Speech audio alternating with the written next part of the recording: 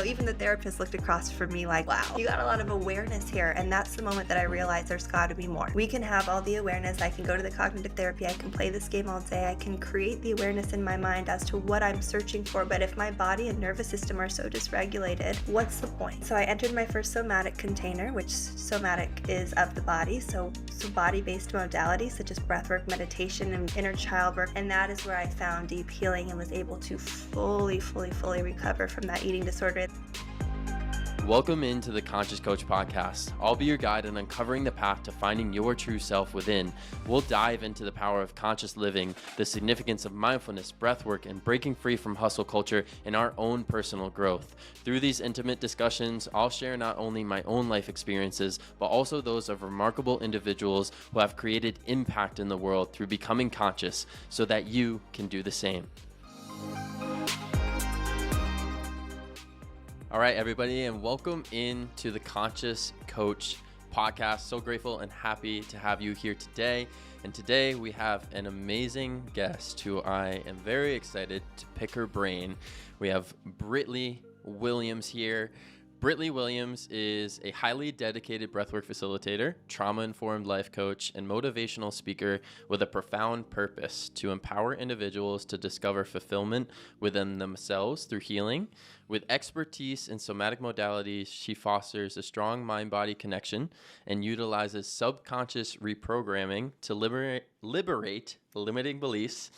Britley's mission is to guide her clients towards a life that not only looks beautiful, but feels authentically joyful. Through her transformative approach, she enables individuals to step into their true potential and live a life of empowerment and purpose. Welcome in, Britley. So happy to have you on.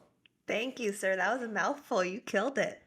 I think I had one stumble, and that's okay. It'd be weird if you didn't. I know. It'd be weird if you didn't. Beautiful. Thank you so much for having me. I'm so excited for this conversation. I do feel it's long overdue, and I am very confident it's going to fall on the ears of your beautiful listeners and those who need it. And I'm just excited to dive right in. Yeah, hell yeah. Yeah, exactly. Let's definitely dive right in. So with becoming a conscious coach, I want to ask you about your experience of becoming more conscious in your life. We're always on this path, but with being a breathwork facilitator, and I've been able to experience your breathwork, and it's very transformational, and you're helping people all over the world. But there's always this kind of coming into glory transformation that we go through. So I would love to ask you and just kind of tell our listeners just a little bit more about yourself and a little bit more about your story. Yeah, absolutely. I love my story the most because I come from such a different version of who I once was, right? And kind of starting right in the midst of the chaos. At about 25 years old, I had been doing real estate for 7 years here in Austin, Texas. I started overlapping with pharmaceutical sales. So at one point, I was simultaneously doing two full-time jobs at the young age of 25, while a lot of my peers were still finding their footing, figuring out what they wanted to do with their life. I was generating a six-figure income, which sounds really amazing. I had a house with soon to be, engagement going on, and I had a dog. I had all the things that really looked like what America would call successful, and I was getting accolades for this lifestyle. And really, truly, underneath the surface and behind the scenes of that portrayed life, I was really unhappy, really chronically disconnected from who I was, really chronically stressed, really out of alignment with my purpose, what my needs were, who I was. I was just really living in this state of masking myself. And I was at the height of an eating disorder, and that's really when I hit we all kind of have that rock bottom. And I'm only 27, so it was my first one, but it was the rock bottom that really woke me up to what is going on here, right? I have it all, and I have, quote unquote, this perfect lifestyle, but I'm so unhappy inside of my body, and I'm so unhappy with my body. And that was the catalyst, I would say, that woke me up to, okay, I need to do something different. And I told the people that I loved most, which is the scariest thing, right? To admit I had this problem. And while they were beautiful in how they held me, many of them didn't understand it because they didn't have that same experience and they did what they could to support me, but nobody really understood the pain that I was going through because it was much deeper than an eating disorder and it like trickled all the way down to my self-worth, right? I was seeking validation everywhere other than within myself. I was looking for money to fulfill me, for relationships, to everything. And I quote unquote had it all. And yet I was never more alone. And in that journey, I remember going to hiring my first therapist, which was a big step for me, and getting on my first call with that therapist saying, "Hi, my name's Britley Williams. I have an eating disorder because I have an anxious attachment. My dad's an alcoholic." And I was just like very, very aware at this point, right? I had done my due diligence on the research end of why I was so disconnected from my body. And, even the therapist looked across from me like, wow. Okay, you got a lot of awareness here, and that's the moment that I realized there's gotta be more. We can Mhm. have all the awareness, I can go to the cognitive therapy, I can play this game all day, I can create the awareness in my mind as to what I'm searching for, but if my body and nervous system are so dysregulated, what's the point? Really? Mhm. And so I entered my first somatic container, which somatic is of the body. So body-based modalities such as breathwork, meditation, and inner child work, all of these beautiful ways in which we actually go a layer deeper underneath the cognitive and into the nervous system, into the body. And that is where I found deep healing and was able to fully, fully, fully recover from that eating disorder. And that's when I thought everybody needs to know this. Everybody needs to know how to take it beyond the cognitive pillar into the body and create change, right? Like the addict that gets out of the recovery center and their biggest fear is relapsing or falling back into the addiction. So you're recovered, but you're spending all of your day in fear of going back to the vice that got you there in the first place. It's like, what if we were to heal on such an energetic level, such a degree in the body that we didn't fear, we were actually recovered and free from this experience. And that's when I became passionate. I went 2 years into trauma informed therapy, breathwork, meditation certifications, all of these different things to really explore and find my method, which is today using all of these beautiful approaches to really bring us back into the body and heal on what I call a cellular level, right? Because it goes way beyond the mind and into the body to like feel different, to feel safe and peace and bliss within the body. Mm. How beautiful. And thank you so much for sharing that. And think so many people go through those times in their life, and probably so many people are going through it right now, where you live a life based upon what you think you're meant to be doing, and you take all the action steps to have that job, have that career, have the relationships on what is quote unquote perfect, like it's a perfect life. What do you think was the driving mechanism for yourself to go towards those things in your life? Like, what place were you coming from with being the real estate investor, being in that specific relationship? Like, what place was that coming from? Oh, such a good question. And all my time of sharing this, I've never been asked that question. And it's interesting because I was always a high achiever. Like I was always making straight A's and I would take it home to my parents. I'm like, "Mom, look, I got a 4.0." And she's like, "Cool, honey, good job." Like it wasn't Mhm. actually their drive for me. It wasn't this conditional love at home in which I had to earn love and approval. It was actually totally from within. I was never enough for me, which, is rooted in the attachment style at a young age. So, someone in my life at some point, there were many ruptures in which I felt like I had to earn love and seek out validation. But at the end of the day, I adopted that as truth, and no one was harder on me than myself. And my biological dad has a lot to do as far as he never really praised me. He definitely wanted a boy, so he would take me mountain biking, and he would stick me at the top of a mountain, and he would ride down and say, "Come on, girl," and I'd be like, "What the heck? I don't know how to mountain bike." And then even when I made it down, right, it was like, "Your form was off, girl, come on." So it was like I just never got that really fatherly, masculine, healthy approval from my dad, and I think that probably set the tone for a young age, but then ever since I just was in this hyper overdrive of like, "I'll do it myself, and I'll show you, and I'll prove," and there was a lot of loneliness in my body. With everybody around to support me and a lot of love on my external environment, I felt really alone. And I really just wanted to find my footing, find my pacing, and I wanted to feel valid. I wanted to feel worthy, and I didn't know what it would look like, so I just chased everything. I thought maybe money would do it. I definitely thought the relationship would do it, and I definitely thought buying the house and the golden retriever puppy would do it. And when I realized that none of these things are going to do it, and I'm seeking for a feeling outside of myself that I cannot get until I cultivate within, I'm going to be chasing for the rest of my life. And we see that, right? We see that in a lot of very successful people. We see that in really all walks of life. But I work specifically with really high achievers who have the $1 million, who have the sports car, who live in the San Monica Pier Oceanside apartment, and they're miserable because they're like, gosh, I really thought that these piles of things would really bring the fulfillment and validation and achievement that I'm really looking for. And then what I do is I'm like, I know, I get it from a place of embodiment, I get it. And that's not the context, that's not the texture. It has to be formed from within first. So I think the place that I was at was just grabbing anything. I wanted to feel anything. I wanted to feel full. I wanted to feel happy. And I did. I found quick vices and quick ways to make me feel that, but none of it was sustainable, of course. Right? Hmm. Yes, we seek for those external validations for what we are lacking inside. So that relationship, I feel lonely, this relationship will hopefully make me not feel lonely anymore. Right. The golden retriever, same thing. It's something that we are lacking within ourselves that we seek externally to hopefully make us feel better. That's it. And so with your transformation, I mean, you came to this place in your life where you're like, oh shit, this isn't it. I still don't feel that fullness within myself. What were the thoughts and the feelings during that time? What did you do to take yourself from this picture perfect life into transitioning towards this life that you now live?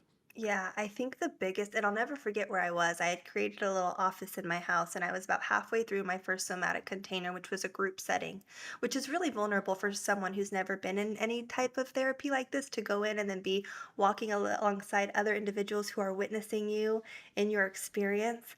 And the most potent call I remember led me to this vision of me at 6 years old in my grandma's house in a back bedroom. I'll never forget it. And at this point, I was in the theta state, right, which we can get to in breath work, which is kind of just really open and suggestible. It's like where God can really speak to our hearts. And I was 6 years old. I was in the back bedroom and I was sitting on the bed with my fists clenched and my like arms down on the bed, just like holding it all together. Like you could tell that 6 year old wanted to just burst out and bawl and cry. And she was like holding it in with every single ounce of her. And I remember evolved adult me at the time walked into the room and I said, baby girl, let it out. You can let it out. And I get chills every time I tell this story, and I don't get to tell it that Mm, much. But in that moment, I was like, baby, girl, cry, go, let it run, like scream, throw it, and I'll do it with you. And it was like the first time I ever permissioned myself to feel. And I remember in that moment, I didn't say, like, it's okay, it's okay. I said, it's not okay. This is not okay. Like this, you are valid in your feelings, and like this is frustrating, and this is hard, and this is lonely, and this is scary. And just in me validating her and giving her the permission to cry and to express herself, it was so eye opening for me. And I bawled and cried and held myself. And when I came out of the experience, I just thought, who am I even? Like, who am I? Who is this girl who's built up this career from complete dissociation from her needs and hyper overdrive? Who is this girl who's in this relationship who knows she's not happy, but it checks the boxes? Who is this girl? Like, what is this life I've created for myself and where did it stem from and whose is it? Because it certainly doesn't feel like mine. And in 2 months, Jake, I decided I was going to move. And I broke off the relationship and I moved out in 24 hours. I bought a Subaru, I packed it full to the brim, and I drove myself across the country to Denver, Colorado. I knew nobody, but I knew I needed to be in mountains and nature, and it was the best, most liberating decision I've ever made. And maybe at that time of life, I was running a little bit, and I didn't know where I was going, but I ran straight into who that girl was. And when I landed in Denver without knowing a soul, it was my chance to recreate my reality, and I did. I mean, I was intentional in every interaction I had, everything that I placed in my body, everything I said yes and no to. And I definitely stumbled. Like right when I got there, I went to try to get my real estate license again and learned quickly that I am not meant to be a realtor. And there were definitely comforts that I grabbed to, but then all along the way really formed my why and who I am. And I decided in that moment I was never going to be the girl who portrayed her life in this perfect version. I was going to be as real and authentic as possible. because I realized and recognized that there were women on the other side of my Instagram that were praising my life and praying for my relationship and wishing for the financial abundance that I had, and I was miserable, and I said, "Never again. I will never trick anybody again into thinking that this life is something that it's not." And that was a commitment I made to myself, and I think I've really tried to live out ever since. Hmm. A commitment to come back to yourself. Yeah, the journey home. Yes, the journey home. Yeah, it is that journey home, and I love how you just took the initiative to do it. Like, to buy the Subaru, to go out to Denver, to do that. It was like you were finding yourself, and you were liberating that 6-year-old in the room. And it's funny because I had a very similar experience during a breathwork ceremony where I saw 5-year-old Jake in the corner of a room in like darkness, just wanting to like feel loved. Like no one ever felt like I was, that child never knew how to feel love. And for yourself, I mean, if you care to expand on this a little bit more from your childhood with your father, what do you feel like was the limiting beliefs, or what was instilled in you from having a father that maybe couldn't give you what you needed growing up? Like, what was that? What were those stories that you would tell yourself? Oh, so good. Yeah, I love going here. In fact, I opened my heart last night for the first time in a while talking about this exactly because I do think there's still a lot to be healed from my experience as a child with him. And I think there's two parts, right? And I think we mourn our parents twice in this lifetime. Once physically when they pass, and second when we mourn the parents that they couldn't be for us, knowing that they did the best they can with what they had. And my dad was very highly addicted to drugs. He was in and out of prison right before I was born. So he was really inconsistent and just battling with his own inner demons and his vices and voids. And it really did just always overflow into our relationship. I was never able to be the kid because of his addictive personality and his inconsistency. I almost felt like I had to step up into this like spouse role for my father because he was single and he was never going to find a partner because he didn't really want to. And so, we would go on these father-daughter dates, which is it's sweet, but also it was like he was looking at me for fulfillment. He was looking at me for connection and like the parts that a spouse is supposed to supply to a man. Does that make sense?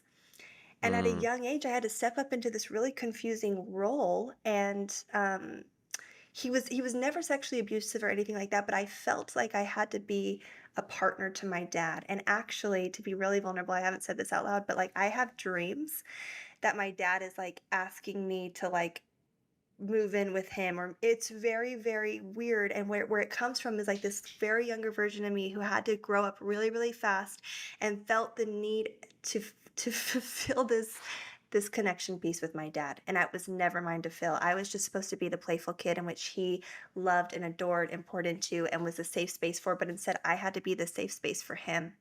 And when I wasn't with him, I felt guilty that he was alone. It was a very unhealthy dynamic. And so, yeah, I think it was me feeling this pressure to fulfill him in a way that only he could do. And therefore, because only he could do it and I never could, I felt like I failed him over and over and over. mm. Why do you Yeah. feel like this experience with your dad in this lifetime happened for you?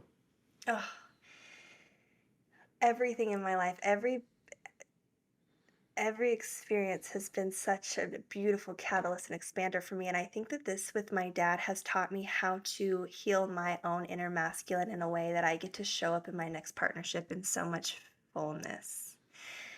It's taken me, this has been the biggest struggle of my entire life, is the masculine wound. The ability to trust that the masculine is going to be consistent to me, that it's going to love me, that it's going to care for me, that can show me the security and space and place. But also, I've always sought out for it, but never subconsciously believed it was possible for me. So every male relationship I've entered has been a really impossible dynamic for him because I wanted to feel safe, but I wouldn't allow myself to because my inner masculine was ruptured. And in the coming home, which has been my focus, I'd say, for the past 6 months, to coming into the inner masculine within me, to creating safety, security, balance, boundaries within myself has brought a whole new level of embodiment and wholeness within me to be able to lead men with strong boundaries and really reflect to them their magnetism in their healthy masculine energy, and also permission women who are seeking, really longing for relationships, to come home to that within them first. And then when we become whole, I get chills when we get whole within ourselves, when we can balance that polarity between the feminine flow and the masculine container within ourselves, we show up to everything with an entire different frequency, Mm, right? Because we're mm, full and we're not walking around like these bags of need looking for fulfillment. We're bags of fulfillment walking around looking for, where can we serve? What does the world need? It's a totally different texture. It is it's a totally different human experience rather than Yeah. going out into the world seeking, like seeking what you are empty inside of. Like I'm going out into the world as a person that has a woman has a masculine wound. Like I want to not feel alone anymore. I want to Mm. feel loved. Or uh, a male who has a feminine wound, as I did. And it was the same thing, like searching out in the world for somebody that can finally show me the love and the understanding that I need. And we search for it in the outward. Like we Mhm. go and we look for what we are lacking inward, and it is that coming home to the back to yourself that is where you find it, so that instead of seeking, now you're coming from a place of I can give. Yeah. Like I It's can give fully because I have it fully within myself.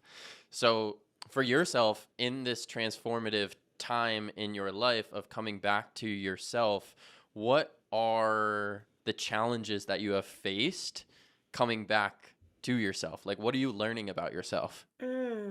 One came up the other day. It was so interesting because now I'm so aware, right? I've created such a strong separation between my identity and my observation of.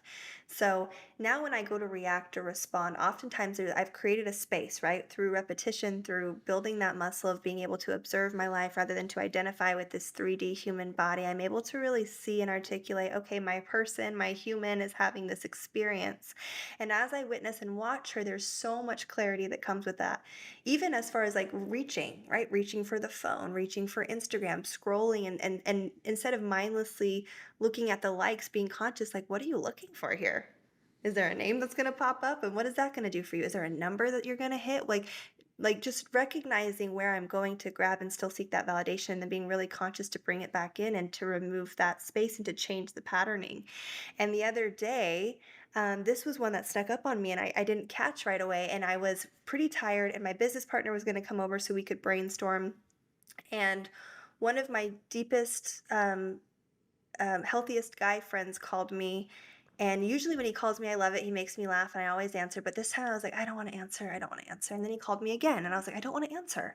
And I want to cancel this meeting. And I was like, just like, validating that I was tired and I had been doing a lot of client calls. But basically, I answered the phone and I said, hey, he's like, what's up, grumpy or something? And I said, I don't know. I'm just irritable today. I don't really want to talk to you or anybody. He's like, oh, yeah, well, you're self sabotaging. And he said it so casually. And I was like, what? And he's like, yeah, you're isolating. You're self sabotaging from everyone who loves you the most and will keep you grounded in who you are. You're self sabotaging. You're telling yourself you're tired and all of these things, but really you're just isolating. It's what you're doing. You're retracting. You're retreating. You do it every time. And I was like, oh my. And he was like, so anyway, how's your day? Like it was no big deal to him. But to me, he had reflected so potent, like so clearly what I was doing. And I was like, how many times in my life have I done this where I've just used every excuse in the book and really told myself this narrative that I'm just tired and I just need space to rest and all these things, when really I'm retracting and retreating from the people that are holding me the most accountable in this journey. And it was so interesting. And I thought, oh my gosh, I'm so glad he said that because that's exactly what I'm doing. Things are going so well. Things are so smooth. Business is flourishing in a way that it hasn't in my entire life. And I'm self sabotaging because the ego is like, "This is going really well. I don't want you to get too excited. I need to protect you and I need to create some some barriers, but the soul is like, I'm on fire." Right? And so I think that is really what I've been coming up against in this journey is like how good it feels to come into fulfillment and how scary it is for the ego who's never experienced it before and having to overcome the ego and overcome the fear every day, all day to come back and say, no, it gets to be this good. This feeling of Mm, fulfillment within this beautiful balance, this ability to be hyper magnetic. Like I feel so magnetic right now. Things that I say are coming and it's so easy. And instead of being in the celebration of it, sometimes I go into the fear of it. And I think, okay, when is the shoe going to drop and when is it not going to be this easy anymore? And so that's what I'm navigating through is like, no, it gets to be this easy. It gets to be this good. The only reason it wouldn't is if you have a limiting belief that oversees and overpowers that of the truth in which we are innately worthy of all the abundance and all of the goodness mm, in this world. And we're safe to be happy in it. mm. Beautiful. And this reminds me of the book actually right here that I always keep by my side, the Seven Spiritual Laws of Success. In the first Oh, let me chapter, read that. what Deepak talks about is we have these two paths of coming back to ourself. And there's object referral and there's self referral. Object referral is kind of what you were going for before, is the ego runs your life. And you get to the certain point in your life and you realize that you have all these material possessions and you still feel empty. And now you've gone towards this self referral, which is Mm. coming back to yourself. And when you do that, you get access to this field of pure potentiality, like all the abundance, all the love, all the joy, the business, the money, like all that naturally flows to you.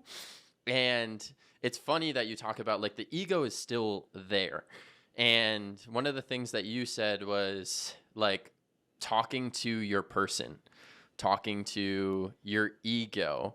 So, do you care to expand on that? How are you guiding, like, what is this relationship that you have with your person? Like, who is running the ship? Can you talk about that a little bit more? So good, absolutely. And I'm sure your listeners know Justin because you're very close with him.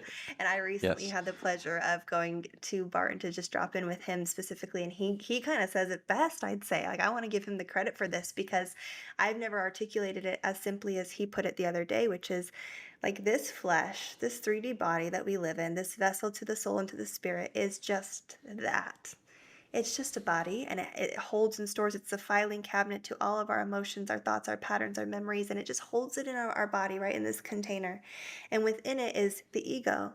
And the ego is a part of us that is sole job is to keep us safe and to keep us alive. And that's all it knows. And it doesn't know right from wrong and it can't differentiate between all of these other things. And so it just does what it needs to do to keep us safe. And it's very limiting. And beneath that, at our soul level, is this one consciousness, right? This one that we are all interconnected, interwoven in this most infinite, unconditional, loving space. And that is our truth. And we can access that from time to time, especially in breath work and in journeys. There's different ways in which we can come to that fulfilling of like, oh my gosh, here it is. And when we can create some separation between our thoughts and our human 3D body that keeps us really narrow focused, and that of which the overwhelming consciousness that is within each and every one of us, and we can create this what I just said, this separation. And we can start to see and witness when our body is coming online. And for me, it really does look like I've created this kind of I guess, just visceral standpoint in which I can see from a different viewpoint myself. So when I go into a pattern or a rupture, I literally create separation between me and myself and I say, "Oh, Britley, there she is. Okay." And I talk to her in this way. I'm like, "She is having a moment, isn't she? She's doing the thing where she gets a little anxious. The money's stressing her out. Okay, okay. What does she need?" And I realize in that state, it's not more money that I need. When it's all about the money, it's not the money that I need. I need to feel safe. Sometimes I need to feel relief. Sometimes I need to know that it's going to be okay because my body doesn't know a bad paycheck to a saber-toothed tiger. So it starts to respond in the way of it's protecting me and we're going into hyper arousal, hyper survival mode. And when I can create the space and bring it back down that sympathetic ladder and say, she's just needing a little bit of support right now and a little bit of safety. She feels scared. Then what do? My higher consciousness, my best self can go in and swoop in and say, hey, baby girl, you're safe. Some deep breaths, hand on my heart, hand on my belly. You're so safe. You're alive. I start to orient, right? Which is using the senses. I'm like, okay, whoa, we're here in this moment talking to Jake. It's 12:50 p.m. Deep breaths, baby. No, there's no tiger. There's no lion Mm. after you right now. And I do, and I talk her down. But you do that time and time again, and you don't have to always do that process. Sometimes it's just creating the space, observing her, meeting her, holding her, and you do that over and over and over again, and you start to build a rapport with your inner self, right? Your inner children. Because we don't have just one inner child, we have a whole preschool in there. And when we can start to really connect to and attune to and reparent and co-regulate with those pieces, it becomes your more natural resting state. It becomes our resting position over that of Mm. fight or flight. Mm. Yeah, that's beautiful. And for somebody that is being run by the ego. So many people identify themselves as their ego, that like voice in their head that is Mm. always talking. That's who they believe that they are. And it takes a certain level of consciousness. It takes a certain level of awareness to recognize that you have this higher self, this like self that is always guiding you. And then you also have this lower self. So we talk about like the ego and identifying with the body. And we can go through this beautiful process where the lower self starts to rise with the higher self, and we can guide it. And that's what you are talking about. What is the tool? What is the mechanism that you use when you feel your lower self, your ego, your inner child, like needing this support, needing this guiding? How do you get into a space where you have the awareness to actually be able to have that conversation? So good. I think before I go into that, the very most important thing for me is that we don't meet those parts of us with resistance. Us as humans are so quick to criticize ourselves and like, oh, why am I in the pattern? Why did I respond that way? Oh my gosh, what's wrong with me? I did it again. And all that does is create an added charge to the circumstance or the event, right? So when we have a rupture and we respond from a lower state of consciousness, what we tend to do first is judge and criticize and be really hard on ourselves for that reaction. And right away, I just want to tell you, if you hear nothing else in this whole podcast, that is not helpful. And we are trained to be hypercritical on ourselves. I come from a state and space where I, again, like I said, was an extreme high achiever and I was the hardest one on myself. And now today, I never do that to myself. I get curious. I get out my little binoculars and I start to investigate what was going on there. Why did you respond from that state? And when I get curious and I go into like a dialogue with myself, why did you respond from there? Well, I felt scared. Okay, why did you feel scared? Well, I thought that maybe if I said no when I said yes when I really meant no, that I was going to rupture a connection and they were going to be mad at me, and so I freaked out and I said yes, and now I don't want to do, and like, right, there's a whole story. And then you just kind of double click and you softly double click and you get curious and you're like, okay, so people pleasing. So you said yes when you meant no because you didn't want to rupture the connection, and I get it. And that makes a lot of sense when we break it down. We as humans want to connect with people, right? And I'm just using this as an example. But then I go Hmm. down and I walk down and I say, of course you want to connect with people. What would be better next time? And a really, really powerful tool that I use every single night is called the do-over. And I ask myself, where did I not operate in highest best consciousness today? I go through my day and I say, there. So I have these three events in which I didn't really operate in the way that I would have liked to. And instead of just acknowledging them, I go back and I do them over. Well, what would highest, best, most evolved, most loving version of me do? Well, in this instance, I do A, and in this one B, and in this one C. So the next time I come it and to face those or those circumstances in life, not only have I met them and understood, but I've already rehearsed what I'm going to do, right? And so it's like really just being, it's curiosity. It's where is this coming from, and why do I do this, and how could I love myself through it, and how could I be less critical and more curious, because that is the foundation of all of this work. That is the Mhm. foundation of all of this work is like, could you meet yourself? Could you love yourself? Could you have grace with yourself? And then could you do the uncomfortable thing, which is dig a little bit deeper into that reaction and find the knowledge and the wisdom of why we operated from there. And then from there, from that story, then we can change the narrative. Right, an emotion only lives on as long as the story lives on. So a story happens, the emotion goes, and then they live together. But if we can lift up the emotion, lift up the charge, and get to the story, get curious and double click, the story starts to change, the emotion alleviates, and then we're left with an option, an opportunity Mm. to create a new story. Mm. Beautiful. Yeah, it's because when most of us, when we go through that situation where this response or this reaction starts to come up, um, you used a certain word, but in that moment, we oftentimes, most people will identify with that. They have that reaction. They create the story. There's an emotion, and that starts to become who they are. Like, I'm an anxious person, I am a people pleaser, and that becomes my identity. Mhm. Instead, we can have this certain level of awareness during that moment to realize that that isn't who we truly are. And we know that we can become better and we can learn from every single situation because this whole life that we are living is just one big lesson. So we're not always going to be perfect, and we can learn from the situation and become better from it. And really what we're doing is like our higher self is walking our lower self through this life and Yes. constantly learning and evolving.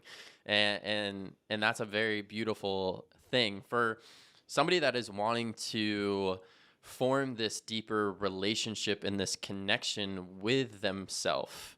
How do they get there? Mm. Oh, you just said so much that came up in my body. Because we've heard this a lot, right? We are not our thoughts. We are not our thoughts. We are not our thoughts. But let me break that down for you just a little bit more. Every thought that we have releases an emotional reaction, a chemical reaction in the body. We start to, right? We've heard this Joe Dispenza, nerves that fire together wire together. So we do that enough, and all of a sudden we've created a neural pathway. And all of a sudden, we go from having a thought to having an emotion to having a reaction, a response. And then what happened to just be a thought then turns into an identity. It turns into a characteristic trait. It turns into a reality. And so, just as easily as we can form that reality for ourselves, we have the neuroplasticity and the ability to come back and change that. Okay. So we as humans think that we're stuck in our way. How many times have we heard that? Oh, it's just who I am. I'm high maintenance. I am blank. I am XYZ. And we just start to identify with that. And then we really become under this illusion that we are unable to create change. And I just want to permission and let you know that right now you can totally change. When I came back to Austin 2 months ago, I hadn't seen people in 2.5 years. And I swear every single person that I met said, "You are different. You Hmm. feel different. You look different. You are different." My best friend is sitting outside right now. She was like, "Dude, who are you? What's going on?" And it wasn't a front. It wasn't a front. I didn't even know what they were talking about, but I was like, I know. I'm different. I'm so different. And did I ever think that was possible for me? Maybe not 2 years ago, but you take one step in front of the other and you start to become really curious. And let me tell you something, get support. Whether that is a coach or a mentor or a friend, let somebody support you and meet you and reflect to you how powerful you are. Let someone hold a vision for you that you can't hold for yourself and help you create a roadmap. I always say my clients are driving this thing. I'm not driving this thing. I don't want to drive this thing, but I have a roadmap and I have directions. And just as you do with your clients, like I have a way to get you from point A to point B and I will support you the whole way through, but you have to be willing. That's the first thing is I don't work with anyone who's not willing. I don't work with anyone who comes to me thinking I'm going to transform them. I work with people that are like, I'm ready for change and I'm open and I'm ready and I'm willing. And then I empower them over and over. So I always say, like, get yourself in the room with people who love and support and are vibrating at a higher vibration than you because naturally your vibration will go up just being in their presence. Start to get curious and then reach for support. I couldn't have done it without support. And thank goodness, right? Like I would still be trying, I think. And if I didn't have the knowledge and skills and tools and someone to reflect to me, and what really happens when you reach for support in a safe container is we begin to rewire our attachment system. And our attachment system to one thing is our attachment system to everything, right? How we view our relationship to money and its authority is the same how we will review it to our boss and to our caregivers and to everybody around us and everything around us. And so we start to come into secure attachment with ourselves through the security and safety of someone who can support us and hold us and meet us where we're at. That is the surefire way, quickest way, in my opinion, to quantum leap from where you are to where you want to go. So I guess that's what Mm. I would say. Mm. Yeah, get that support from other individuals that are resonating at the frequency that you want to resonate at. Like, Yeah. surround yourself with those people, because that is what is going to allow you to come from this place where maybe you're at this lower vibration, that it's going to force you, or it's going to carry you to get there. And kind of somebody that can call you out on your bullshit and like your insecurities and mirror it back to you. That's the same thing that, you went through, of being like, oh damn, okay, these are my insecurities. This is where I can improve. And that's such a beautiful process to go through, and a beautiful thing to say, is like to get that support. And for yourself, so going into breath work, I want to touch on this a little bit. What brought you to leading the breath? Mm. Oh, so I went to Samantha Skelly is like my OG breathwork queen. That is who I fell into relationship with. She owns Pause Breathwork, a company that I adore. I worked with for a couple years. I am certified through, and I went to Breath Fest, which was an experience for us to go in San Diego and lay down and basically breathe for 45 minutes. And I was just like everybody who walks into their first breath work, like, you got to be kidding me right now. I paid $100 to breathe. Are you kidding me right now? What? No, right? Like, come on, we can just neutralize this.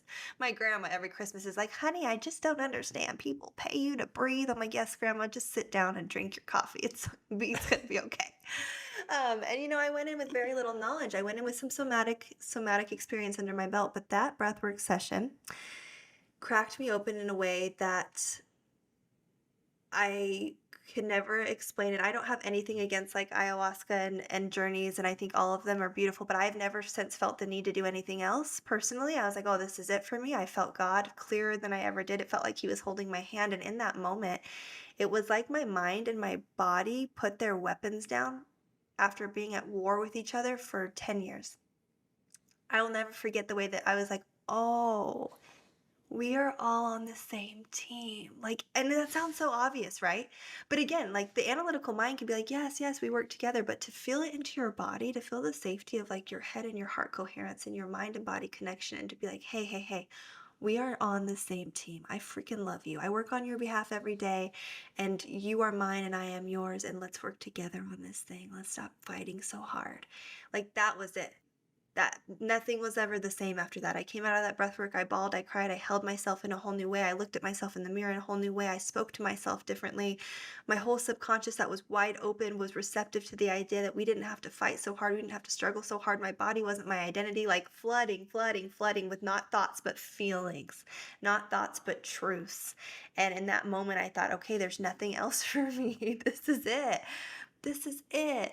And the thing about breath work is, for the athlete, it's mind body connection for performance. For the high entrepreneur, it's stress management and balance. For the woman who wants to find her soulmate, it's coming home within so you can find without. It's everything. It's our life force. It's between life and death is the breath. It is the most infinite, powerful resource that we have. Our thoughts reflect our breath, and our breath reflects our thoughts. So if you walk around and you're holding your breath and breathing shallow, it's because you're in that angst thing. And the surefire way to get you back into your body is a few deep breaths. Imagine that. Like, the sure way to get you back into the present moment is a breath. It's not the book. It's not the podcast. It's not the, quick fix or the coffee. It's the freaking breath. Are you kidding me? And we've all been like just running around like chickens with our head cut off trying to find the fix, and it's been within us all along. That's what you're telling me. And I'm like, yeah, that's what I'm telling you. And my Mm. purpose here is to empower people to such a degree that they stop looking outside of themselves for what is clearly right within. And that starts with the breath, in my opinion. The breath, the breath, the breath, the breath. And so obviously I get a little passionate about it, and I know you are Mm. too. That's why I'm so Mhm. excited about this podcast. But there's nothing more powerful, in my opinion, than the breath. Hmm. I could not agree with you more there. And it is most of society walking around, especially coaches, entrepreneurs, athletes, like these high performers, everybody is looking for that thing or Mhm. like that advantage, and they're looking outward when it's within you. Mhm. Everything that you are searching for is within. And what breath work allows us to do is to get out of the constant thinking mind that runs our life for so many of us. And it allows you, and I see this happen with people in a breathwork session. Within the first couple minutes, they're out of the mind and they go into the body, and the body's like, hey, what's up? I've been waiting for you for so long. Like, thanks for actually looking within me now. And people don't realize is that in one breathwork session, people's lives are completely transformed because they finally come back to their body and actually had a connection with themselves for the first time. And when you establish that connection, you're going to keep that. And then you're going to keep learning. And you're going to learn more and more and learn about your insecurities, your limiting beliefs, the traumas that you've held. And it like goes deeper and deeper and deeper and deeper. And you evolve more and more in that Mm. process. So good. And that, like with your grandma, like just not understanding that this breath is your spirit. It connects everything. And I can put you into a parasympathetic or a sympathetic state right now just by your breath. And I can also have you stimulate this beautiful chemical of DMT in your body by using your Mhm. breath too, which you see everything and feel so connected. So I definitely agree with you there. And I think there are definitely aspects to it. Like breath work can be something super powerful. I think for even myself, I needed a mechanism to like kind of burst me open. At first, that was plant medicine, and then that led me to the breath. But it has shown me that we can get to those same places using Mm. our breath. In what you do now with your coaching and leading these high performers, how do you use the breath to take people where they're at and maybe struggling and bring them back to themselves? Oh, so good. And real quick, I don't want to rat on grandma. She's breathing now. Grandma is breathing. She calls They me all eventually the do. time. She's They like, oh, eventually do. honey, that breath work you gave me, I'm like a new person. I'm like, yeah, I told you. Yeah, as far as what I do, so I work with a lot of males now. I used to solely work with women, and now I have a equal balance of both. And I do meet my clients in the cognitive mind because that's where we live, right? That's where we make sense and logic. So I meet them there from the beginning of our call, and I say, what's going on? And we get to some of the stories and limitations and some of the patterns that are playing out in their day. And then what I do is I take that knowledge, I take that awareness, and then I integrate it into the body. So it's great. We can talk about it. We can understand our inner trauma and where it comes from. But then we take it, we integrate the change in the body. And where was once a one track cyclical cycle is now a Y in the road. And then, of course, it's their responsibility to choose. Am I going to reaffirm the old or am I going to affirm the new? But basically, what we're doing with the breath is we're creating a sense of neutrality in the body. We're creating a new story. We're creating safety. We're showing the body what it's never felt before. I always say, I have clients that are like, I want $1 million. I want $1 million. I want $1 million. And your body's like, you've never broke six figures. What are you talking about? Right? If there's incoherence, if there's competing agreements, we can't actually want what we desire because subconsciously we know it's not ours. We have to uplift and uproot those limiting beliefs so we can actually create space to take in those new stories as truth. And we have to show the body how to do that. So I will use breath work or I will use a deep meditation or a hypnotic state, and I will get the client into a state in which they can actually take in that information on a cellular level with a regulated nervous system where we shut off the mind just enough to open the heart up a little bit so God can do God's work and we can really root into the body. So that's what my sessions look like. And what I love is they're never the same. I take the client, I take where they're at, I take the tool out of the toolbox, and I create this beautiful experience for them to feel better, to feel different. And we usually come out of the session and there's been a change, right? Every time they're like come up, they're crying, they're come up like a breath of fresh air, they feel lighter, they feel more expanded because they took in and created change where they don't otherwise allow themselves to. There is a chronic inability to be present as humans today. We just don't allow ourselves to do it. Some of us don't know how. So when we can show the body it's safe in the present, when we show the body it's safe, we are safe, there is so much transformation that can occur in that simple change in that fight or flight to that really beautiful resting position of like being, being. Hmm. Hmm. It is just that being. Like, that's all that Yeah. there really is to do, is just be. There isn't anything to do. We just have to be ourselves. And by getting present and coming back into the stillness, that is when we are able to find ourselves.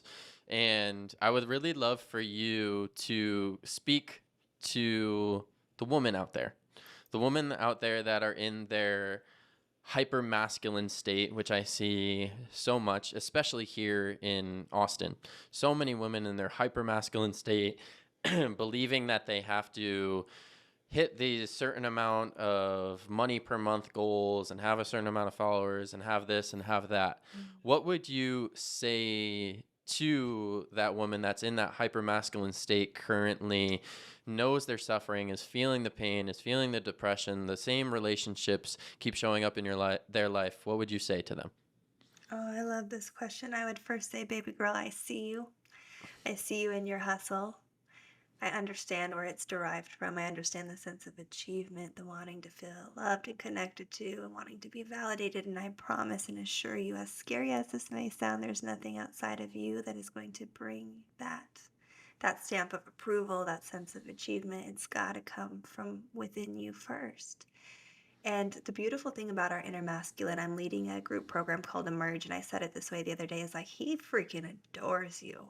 Your inner masculine has eyes for you and you only, baby. He wants to support you. He is that firm, steady security within your body that is safe. He wants to support you. He has strong boundaries. I picture mine personally as Chris Hemsworth, like shirtless, riding in on a horse. I'm like, that man ain't going anywhere. That man, he is for me. And he does. Like, we have this ability to channel and create safety within our body to where we don't have to try so hard. And it is so much less about what you are doing and the email marketing and the sales funnel and the followers. Like, all of that is so noisy, but your energy and your congruence and your authenticity, that is the magnetism. That is like the potency. That is the context of your life. Everything else is a byproduct. And what I always tell people is, like, if it's followers you're after, likely there's a worthiness wound, which, hey, guess what? We all have one. So you're not alone. There's that. And when you can start to bring in that innate sense of worth, and for me, where healing my inner masculine came 99.999% of getting in relation with God. So this beautiful divine father who loves me so much and is like my rock and like lifts things for me when I can't carry and tells me I don't have to do it alone. And if I would just put down the force, he would lift me up in spirit like he does every single time. So that's a really big one for me. And also understanding that when you get into that sense of worthiness in yourself, those things will not matter. And really likely as a byproduct, everything that you want so bad, you get into like fullness and completion within yourself. Those things come as a byproduct anyway because you're receptive to them. You're open to receiving them. You're in this beautiful, like open-hearted, surrendered posture in which things can get to you.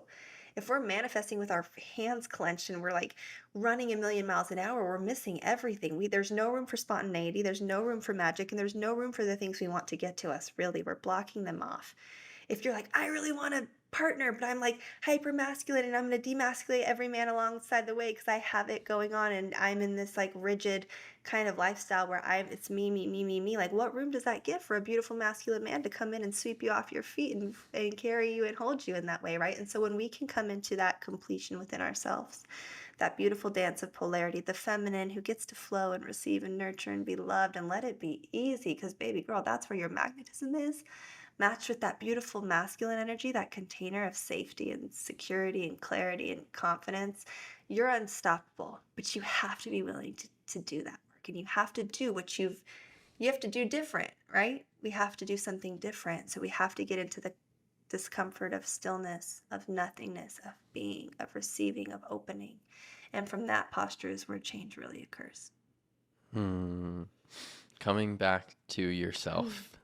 That's Yeah. that's if there's one thing that people can take away from this and our Yeah. conversation today, it's that coming back to yourself. That's where everything lies. That's where the transformation lies. That's where all that you are wanting in this lifetime comes from. And it's a beautiful Yeah. learning process that you go through that never truly stops. And Yeah. it becomes more and more beautiful over time. So I thank you so much for our conversation today and going deep, telling us about your story and this beautiful journey about coming back to yourself. So I thank you so much for that. And where can people find you? Yeah, I'm most active on Instagram and my DMs are always open. So slide in, tell me what you loved about this episode at Britley Ann, BritleyAnn. My website is divineyourlife.co, one word. And yeah, I hang out there. And if you have any questions, pop into Instagram. Like I said, would love to connect with your community there. I know your community, Jake, and I know that they are beautiful, beautiful, beautiful souls. And I would be grateful to connect with any of them. Thank you so much for this opportunity. Yes, beautiful. Thank you so much for today. Very grateful to you, sending you my love and sending love to all the listeners and watchers of this. We will catch you all on the next episode. Peace. Bye.